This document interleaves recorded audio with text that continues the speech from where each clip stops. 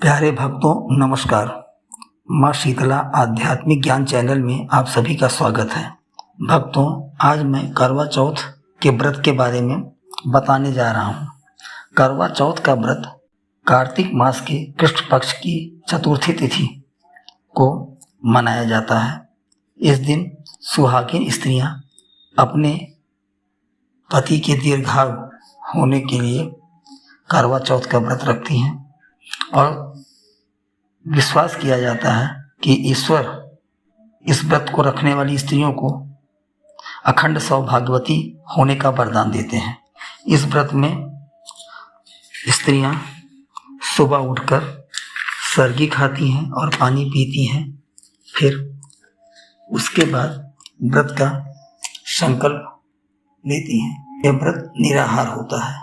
इसमें स्त्रियां दिन भर अन्न जल ग्रहण नहीं करती हैं। फिर शाम को चंद्रमा निकलने की 1 घंटे पहले स्थितियां अगर अच्छी हों तो कई स्त्रियां मिलकर सामूहिक रूप से या अकेले इसकी पूजा करती हैं और पूजा करने के बाद चंद्रमा को अर्घ्य देकर चंद्रमा को छलनी से देखती हैं और फिर उसी छलनी से अपने पति का मुंह देखकर और पति के हाथ से पानी पीकर अपना व्रत तोड़ती हैं। माताएं बहनें जो भी इस व्रत को रखती हैं, एक चीज़ ध्यान रखें कि जब कथा सुन रही हो उस समय गेहूं के 13 दाने हाथ में ले लें और जब सुन चुके तो वो करवा अपनी सासू माँ का चरण छूकर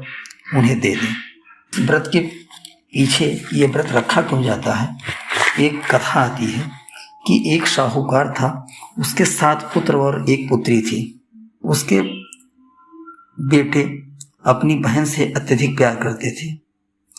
वह अपनी बहन को भूखा प्यासा देखना पसंद नहीं करते थे। एक दिन जब उसके पिता एवं सभी भाई भोजन करने के लिए बैठे, तब अपनी बहन से भी भोजन करने के लिए कहा, लेकिन उसकी बहन ने बताया कि आज करवा चौथ का व्रत है, मैं चांद देखकर ही यह व्रत तोड़ूंगी। तो यह सुनकर भाइयों को बहुत ही कष्ट हुआ और वह 7 भाई गांव के पास की पहाड़ी पर एक दीपक जलाकर रख आए और अपनी बहन से कहा, बहना देखो चांद निकल आया। बहना ने अपनी भाभियों से जब यह बताया तो उन्होंने उसे बहुत समझाया कि आपके भाई आपको बेवकूफ़ बना रहे हैं, अभी चांद नहीं निकला है।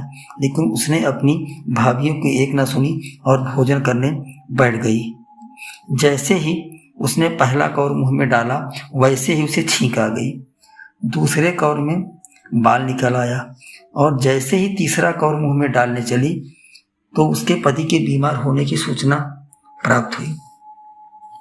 आनंद फानन में जब वह भागकर अपनी ससुराल पहुंची तो देखा कि उसके पति की लाश पड़ी हुई है।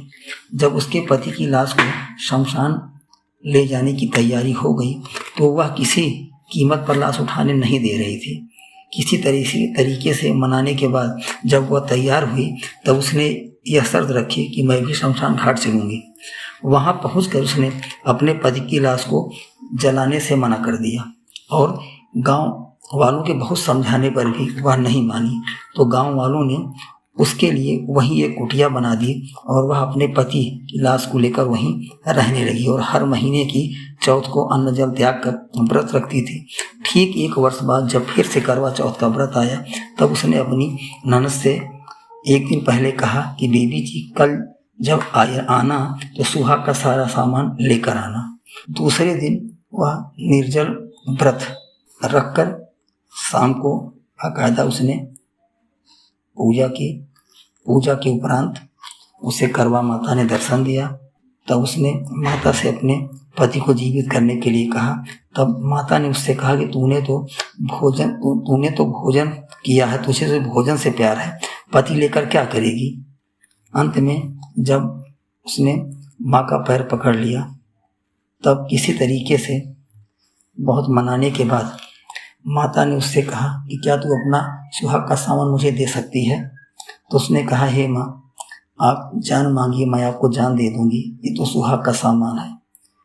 तो माँ ने उससे सुहाग का सामान लेकर अपनी उंगली उसके पति के मुंह में डाल दी, और जैसे ही उसके पति के मुंह में उंगली डाली वैसे ही उसका पति उठकर बैठ गया। तभी से करवा चौथ का व्रत रखा जाने लगा। दोस्तों, मित्रों, मेरे भक्तों, यदि आप लोगों को यह कहानी अच्छी लगी हो तो हमारे इस चैनल को लाइक एवं सब्सक्राइब जरूर करें। धन्यवाद।